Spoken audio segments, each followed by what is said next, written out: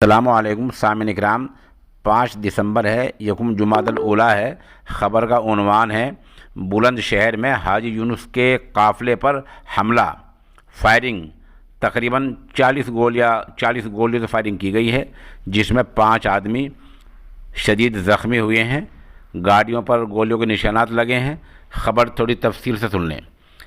بہوجن سماج پارٹی کو چھوڑ کر راشٹریہ لوک دل میں شامل ہونے والے سابق بلاک پرمکھ حاجی یونس کے قافلے پر فائرنگ ہوئی ہے، جس میں حاجی صاحب کا گنر سمیت 5 لوگ شدید زخمی ہوئے ہیں۔ ڈی ایم اور ایس ایس پی نے ضلع ہسپتال پہنچ کر حالات کا جائزہ لیا ہے۔ اس معاملے میں حاجی یونس نے جیل میں بند اپنے بھتیجے انس پر جان لیوا حملے کرنے کا الزام لگایا ہے۔